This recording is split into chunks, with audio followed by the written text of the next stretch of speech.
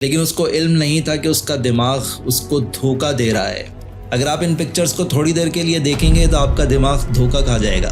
कभी वो आपको इस औरत को सीधा दिखाएगा आपकी तरफ देखते हुए, कभी आपको लगेगा कि ये औरत साइड में देख रही है। नवंबर 1979 एयर न्यूजीलैंड की फ्लाइट 901 न्यूजीलैंड के ऑकलैंड एयरपोर्ट से एंटार्क्टिका की तरफ जा रही थी। 257 people are about to die. इस जहाज में 237 पैसेंजर्स सवार थे जो कि एंटार्क्टिका का एरियल व्यू एंजॉय करना चाहते थे। These are the final moments of Flight 901, film taken on board the DC-10 moments before it slammed into the slopes of Mount Erebus at 500 kilometers an hour. उस दिन मौसम साफ था और अक्सर ऐसे साफ मौसम में साइट सीइंग की फ्लाइट्स के पायलट अपने जहाज़ को लो एटीट्यूड के ऊपर फ्लाई किया करते थे ताकि उनके पैसेंजर्स को एक अच्छा और क्लियर व्यू देखने को मिले। फ्लाइट 901 के पायलट ने भी कंट्रोल टावर से परमिशन मांगी कि वो अपने जहाज़ को नीचे लाकर फ्लाई करना चाहता है, जो कि उसको ग्रांट कर दी गई, जिसके बाद जहाज़ सिर्फ 10,000 फीट की हाइट के ऊपर फ्लाई करने लगा।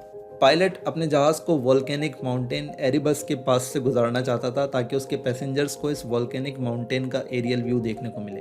माउंट एरिबस पूरी तरह से बर्फ़ से ढका हुआ है, जिसकी वजह से इसका रंग सफ़ेद है और उसके साथ साथ ज़मीन पर भी दूर तक बर्फ़ फैली हुई थी।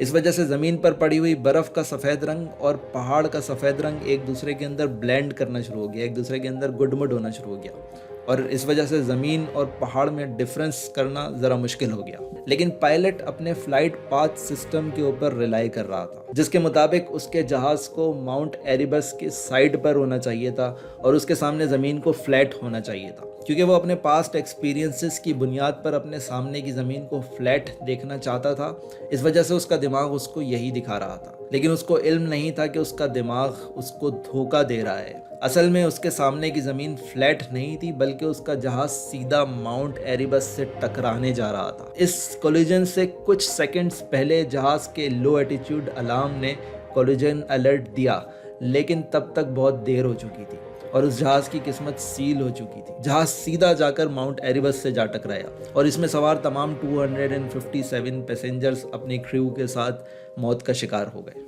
दोस्तों, इस एक्सीडेंट में जहां बहुत सारे टेक्निकल एरर्स भी थे, वहां इसकी एक बहुत बड़ी वजह एक परसेप्टिव इल्यूजन था। पायलट का दिमाग अपने पास्ट एक्सपीरियंसेस की बुनियाद पर पायलट को वही कुछ दिखा रहा था जो कि पायलट हमेशा देखता आया था, यानी उसका दिमाग एक अलग रियलिटी कंस्ट्रक्ट कर रहा था। उसको वो कुछ दिखा रहा था जो कि असल में हकीकत में वहाँ मौजूद नहीं था। ये एयर न्यूजीलैंड की हिस्ट्री का सबसे भयानक एक्सीडेंट था, जिसमें 250 प्लस पैसेंजर्स अपने क्रू के साथ मारे गए। तो दोस्तों, आखिर इस पायलट के साथ ऐसा क्यों हुआ? उसका दिमाग उसको धोखा क्यों दे रहा था?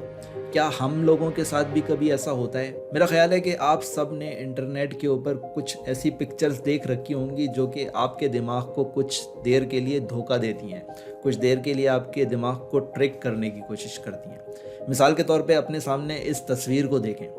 आपके ख्याल में ये औरत सामने देख रही है या साइड पर देख रही है? या फिर इस तस्वीर के बारे में आपका क्या ख्याल है? ये क्यूब फ्लैट ज़मीन के ऊपर सीधा रखा हुआ है या इसका मुंह आपकी तरफ खुला हुआ है? अगर आप इन पिक्चर्स को थोड़ी देर के लिए देखेंगे तो आपका दिमाग धोखा खा जाएगा। कभी वो आपको इस औरत को सीधा दिखाएगा आपकी तरफ देखते हुए, कभी आपको लगेगा कि ये औरत साइड में देख रही है। अगर आप इस क्यूब को कुछ देर देखें तो कभी आपको लगेगा कि ये क्यूब सीधा फ्लैट ज़मीन के ऊपर रखा हुआ है, कभी आपको ऐसा लगेगा कि इसका मुंह आपकी तरफ है। और अगर आप इसको कुछ देर तक देखते रहें तो ये बैक एंड फोर्थ फ्लिप करना शुरू कर देगा, यानी आपका दिमाग डिसाइड नहीं कर पाएगा कि ये क्यूब सीधा रखा हुआ है या इसका मुंह आपकी तरफ है। दोस्तों, इस फिनोमेना को मल्टी स्टेबल इल्यूजन कहते हैं। 1970s में रिचर्ड ग्रेजरी नामी एक साइकोलॉजिस्ट ने हमारे ब्रेन की वर्किंग को एक्सप्लेन करने की कोशिश की कि हमारा जहन रियलिटी को किस तरह से परसीव करता है। उसने कहा कि हमारा जहन किसी वीडियो कैमरे की तरह नहीं है कि उसको जो भी आंखों से डाटा मिलेगा वो उस डाटा को एज इट इज़ शो कर देगा, बल्कि उसका कहना ये था कि हमारा जहन हमारी आंखों से मिलने वाले डाटा को अपनी पास्ट नॉलेज के साथ मर्ज करके एक हाइपोथेसिस क्रिएट करता है। यानी हमारी आंखों को जो भी डाटा मिलता है, हमारी आंखों के ज़रिए जो भी डाटा हमारे ब्रेन तक पहुंचता है, हमारा ब्रेन उस डाटा को कंपेयर करता है अपने अंदर स्टोर्ड नॉलेज के साथ और फिर उस पास्ट नॉलेज और पास्ट एक्सपीरियंस की बेस के ऊपर हमारा जहन एक हाइपोथेसिस बनाता है कि हम इस वक्त क्या क्या देख रहे हैं, और फिर हमें हमारा जहन एक रियलिटी क्रिएट करके कंस्ट्रक्ट करके दिखाता है। और उसकी ये बात काफ़ी हद तक ठीक भी लगती है। जब आप इस नेकर क्यूब को देखते हैं तो अगर आपका जहन आपकी आंखों से मिलने वाले डाटा को एज इट इज़ शो कर देता, तो इस नेकर क्यूब में इमेज जो डाटा आपके पास आ रहा है आपकी आंखों के ज़रिए वो तो एक ही है, लेकिन बार बार ये इमेज फ्लिप क्यों कर रहा है, बार बार ऐसा क्यों लगता है कि ये क्यूब, कभी हमें ऐसा लगता है कि ये किसी फ्लैट ज़मीन के ऊपर सीधा खड़ा है, कभी ऐसा लगता है कि ये हमारी तरफ इसका मुंह खुला हुआ है, ये बार बार इमेज की फ्लिपिंग क्यों हो रही है। तो रिचर्ड ग्रेजोरी की थ्योरी इस एक्सपीरियंस को एक्सप्लेन करती है।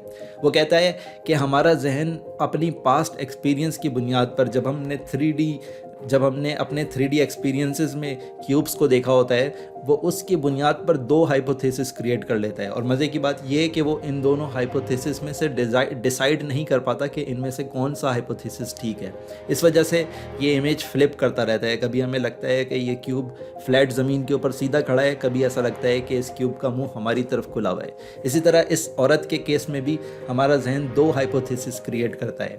कभी हमें लगता है कि ये औरत सीधा हमारी तरफ देख रही है, कभी हमें ऐसा लगता है कि ये साइड में देख रही है। रिचर्ड ग्रेजोरी की थ्योरी को मज़ीद एक्सप्लेन करने के लिए अगर आप कभी कोई ब्लर इमेज देखें तो आप उस इमेज के अंदर बहुत से गैप्स हैं जो कि उसके ब्लर होने की वजह से हमें क्लियर नहीं होते, लेकिन हमारा जहन अपने पास्ट एक्सपीरियंस की बुनियाद पर उस ब्लर इमेज के गैप्स को फिल करने की कोशिश करता है और हमें एक क्लियर इमेज दिखाने की कोशिश करता है। अपनी पास्ट एक्सपीरियंस की बुनियाद पे उन गैप्स को फिल करके हमें एक इमेज दिखाने की कोशिश करता है। अगर हम रिचर्ड ग्रेजोरी की थ्योरी को ठीक मान लें तो हमारे इस एक्सपीरियंस को भी एक्सप्लेन किया जा सकता है। रिचर्ड ग्रेजोरी की ये थ्योरी एयर न्यूजीलैंड की फ़्लाइट 901 के एक्सीडेंट को भी एक्सप्लेन करती है। जैसे कि उसने कहा था कि हमारा दिमाग सिर्फ हमारी आंखों से लिए हुए डाटा को एज इट इज़ शो नहीं करता, बल्कि हमारे पास्ट एक्सपीरियंस की बुनियाद पर उस डाटा को इंटरप्रेट करके हमें तस्वीर दिखा रहा होता है। उसी तरह इस पायलट के जहन ने अपने पास्ट एक्सपीरियंस की बुनियाद पर सामने की ज़मीन को फ्लैट दिखाया, जबकि हकीकत में ज़मीन फ्लैट नहीं थी, बल्कि उसका जहाज़ सीधा माउंट एरिबस से जाकर टकरा रहा था। यहाँ पर एक टेक्निकल एरर भी था, वो ये कि इस जहाज़ के फ़्लाइट पाथ के कोऑर्डिनेट्स को चेंज कर दिया गया था और पायलट्स को पूरी तरह से डेमोन्स्ट्रेट नहीं किया गया था। इस वजह से जब उसके दिमाग ने अपने पास्ट एक्सपीरियंस की बुनियाद के ऊपर उसको धोखा देना शुरू किया, उसको परसेप्टिव इल्यूजन दिखाना शुरू किया, वो अपने फ़्लाइट पाथ के कोऑर्डिनेट्स को भी चेक नहीं कर सका क्योंकि उसको अच्छी तरह से डेमोन्स्ट्रेट नहीं किया गया था। उसके साथ साथ पहाड़ और बर्फ़ के वाइट आउट ने भी इसमें एक किरदार अदा किया, जहाँ पर पहाड़ और बर्फ़ का एक जैसे रंग की वजह से पहाड़ और ज़मीन में फ़र्क करना मुश्किल हो गया। इसने भी उसके इस इल्यूजन को स्ट्रेंथन किया, उसमें तक़वियत दी।